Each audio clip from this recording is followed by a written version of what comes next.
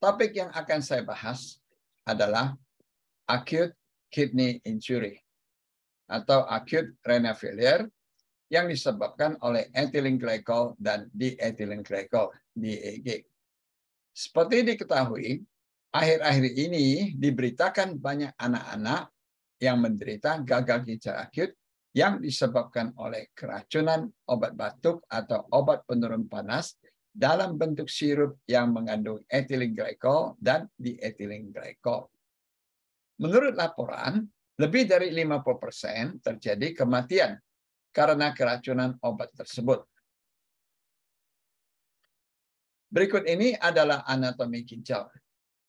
Gambar yang kiri memperlihatkan dua buah ginjal terletak setinggi pinggang, di mana ginjal yang kiri terletak lebih tinggi dari ginjal yang kanan, beserta ureter dan kantung kemih.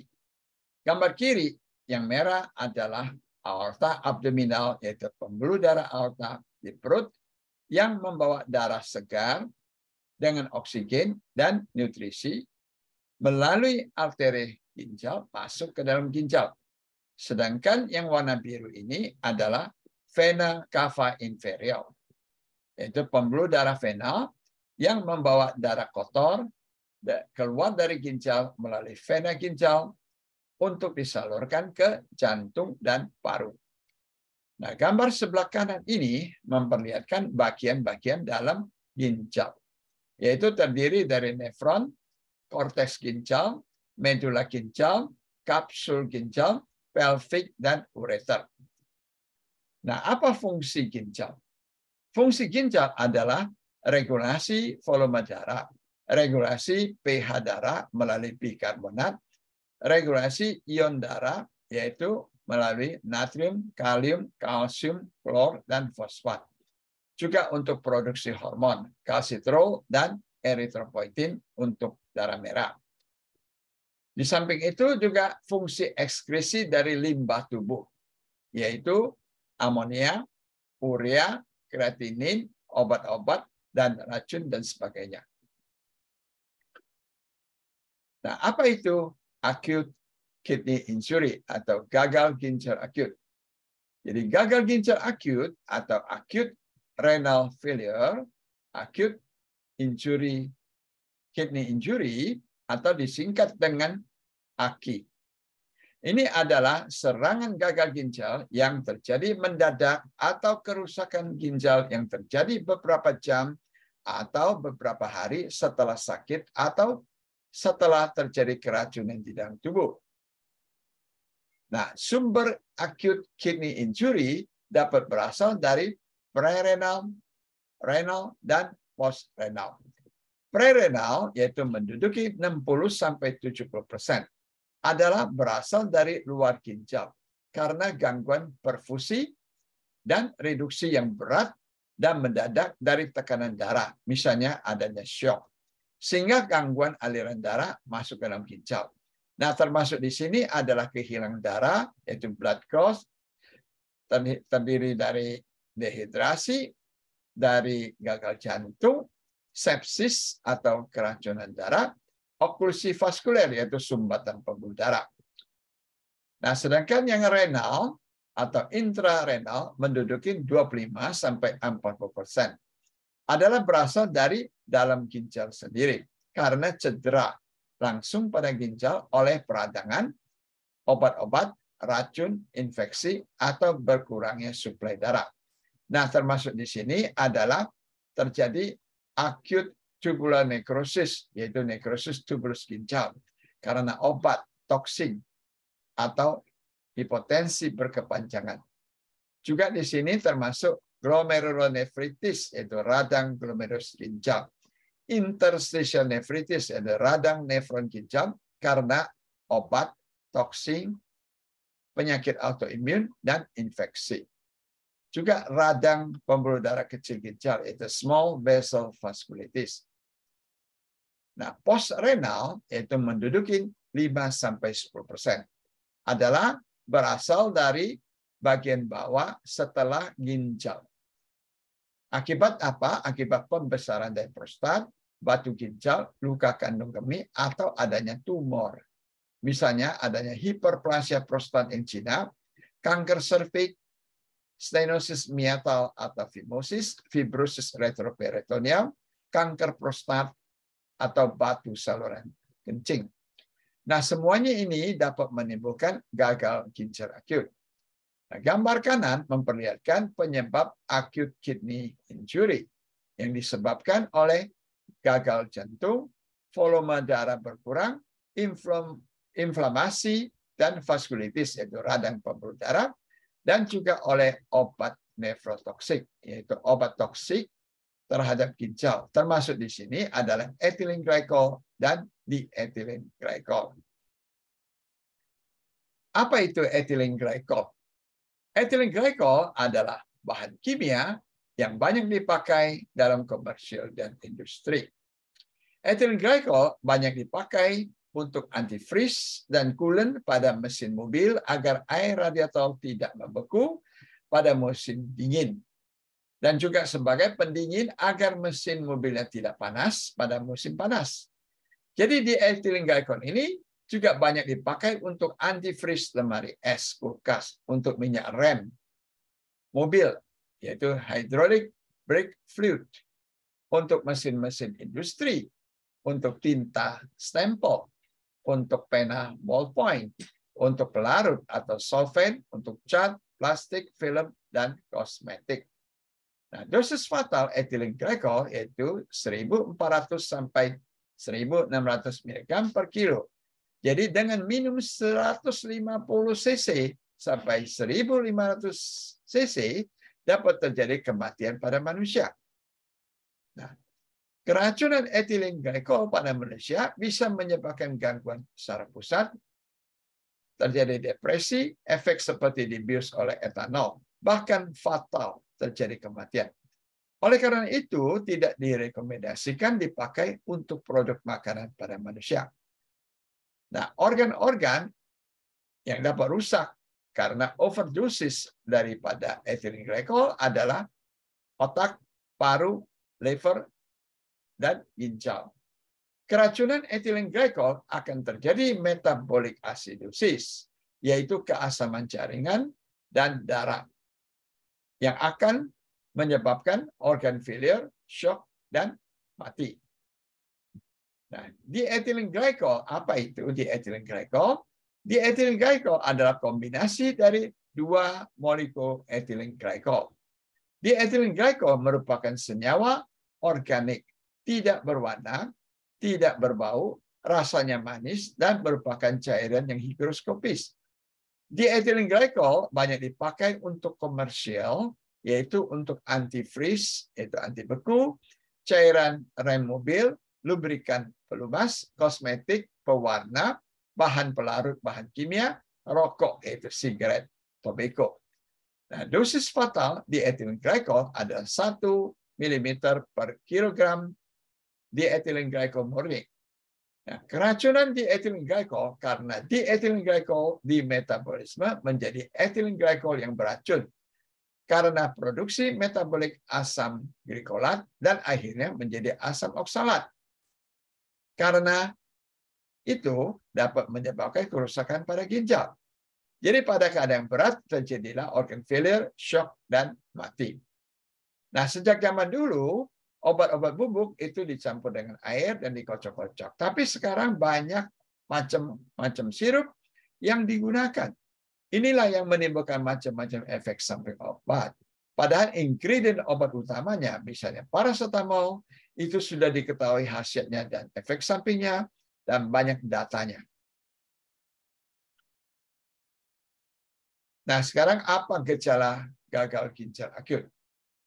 Gejala gagal ginjal akut dapat berupa nausea, nek, vomitus, muntah, lemah, lesu, nafsu makan hilang atau berkurang, nafasnya bisa sesak, ototnya berkedut dan kejang, kulitnya bisa kering dan gatal, gangguan tidur, tiba-tiba anuria itu tidak ada kencing atau oligouria, sedikit kencingnya, dan kesadaran menurun. Nah, keracunan ethylene glycol dapat kita bagi menjadi 3 fase. Yaitu fase pertama dikenal sebagai early toxicity atau keracunan dini. yaitu stadium neurologik. Terjadi 30 menit sampai 12 jam. Di sini terdiri dari stupor, itu bisa pingsan, vomitus, dan kejang. Nah, fase kedua adalah kardiorespiratory, yaitu 12 sampai 24 jam. Di sini terjadi tachypnea, yaitu napasnya cepat, hipotensi, atau dekomkortis, yaitu gagal jantung. Fase ketiga yaitu acute kidney injury, terjadi 24 sampai 72 jam. Terdiri dari sakit pinggang, oksalat kristauria, dan oligouria, yaitu kencing sedikit. Nah, levetiracetam ethylene glycol bila lebih dari 50 mg per desiliter dapat menimbulkan toksisitas. Nah, bagaimana diagnosa gagal ginjal akut?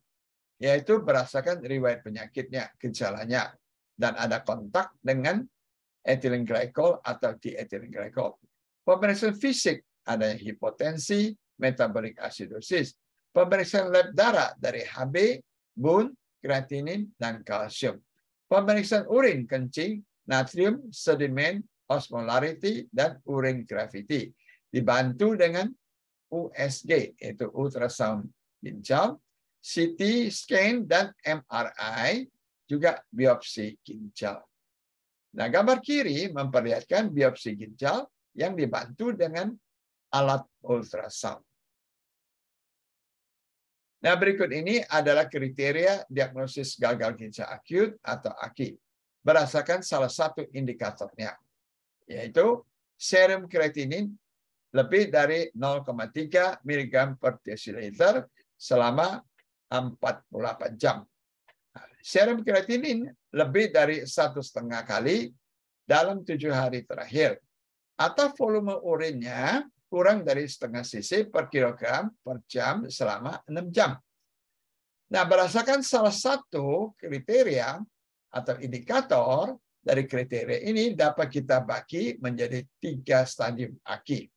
Nah, AKI stadium pertama yaitu kreatininnya di atas 0,3 mg per desiliter atau kreatinin lebih dari 1,5 sampai 1,9 kali atau volume urinnya kurang dari setengah cc per kilogram per jam selama 6 jam. Sedangkan AKI stadium kedua yaitu kreatinin di atas 2 sampai 2,9 kali atau volume urinnya kurang dari setengah cc per kilogram per jam selama 12 jam. Nah, AKI stadium ketiga yaitu kreatinin lebih dari 4 mg per desiliter atau kreatinin lebih dari 3 kali atau volume urinnya kurang dari 0,3 mg per kilogram per jam selama 24 jam. Atau anuria selama 12 jam atau eGFR yaitu glomerular filtration rate-nya kurang dari 35 cc per menit. Nah, sekarang bagaimana terapi gagal ginjal akut karena ethylene glycol dan diethylene glycol?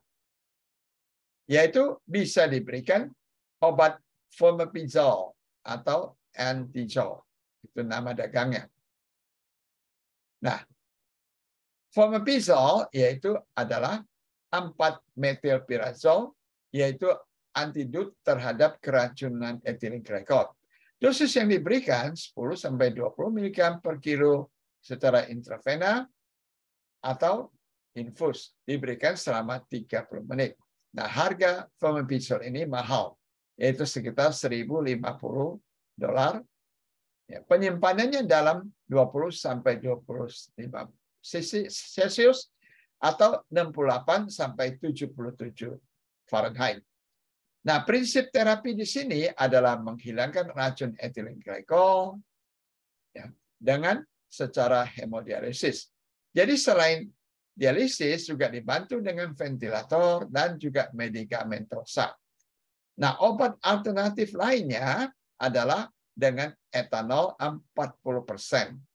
Ya, dosis etanol 40% ini adalah sekitar 100 sampai 150 mg per desiliter diberikan secara oral melalui nasogastric tube. Nah, perlu diketahui FDA telah approve fomepizole untuk terapi keracunan ethylene glycol. Dan juga American Academy of Clinical Toxicology juga rekomendasi pemakaian fomepizole untuk terapi keracunan ethylene glycol. Nah, sekarang bagaimana prognosis gagal ginjal akut atau AKI, acute kidney injury? Apakah gagal ginjal akut bisa disembuhkan? Gagal ginjal akut bisa kembali normal dalam beberapa minggu setelah penyebabnya diobati. Nah, gagal ginjal akut perlu segera diobati. Kematian bisa terjadi dalam 24 jam. Nah, prognosisnya baik bila dengan terapi dini. Toksisitasnya berat, yaitu pada stadium lanjut 24-72 jam setelah keracunan. Nah, komplikasinya adalah acute oligurik renal failure, yaitu kencingnya sedikit, mendadak. Acute respiratory distress syndrome. Kematiannya bisa terjadi beberapa hari bila tanpa dilakukan dialisis. Nah, kesimpulannya, FDA approve pemakaian propylene glycol, tidak approve ethylene glycol dan diethylene glycol. Gagal ginjal akut dapat disebabkan oleh ethylene glycol dan diethylene glycol. Gagal ginjal akut oleh ethylene glycol dan diethylene glycol harus segera berobat ke rumah sakit. Dan dianjurkan tidak minum obat sirup yang mengandung ethylene glycol dan diethylene glycol. Nah, komplikasi overdosis dari ethylene glycol dan diethylene glycol adalah pada saraf pusat, liver, ginjal, dan kematian. Nah, prognosis yang baik bila dengan terapi dini. Kematiannya terjadi beberapa hari bila tanpa dialisis. Nah, keracunan ethylene glycol dapat diobati dengan fomepizole atau antisol atau dengan etanol 40%. FDA approve fomepizole untuk terapi keracunan ethylene glycol. The American Academy of Clinical Toxicology rekomendasi fomepizole untuk terapi keracunan ethylene glycol dan diethylene glycol. Sekian, terima kasih. Salam sehat. Jangan lupa like, subscribe, dan bunyikan lonceng.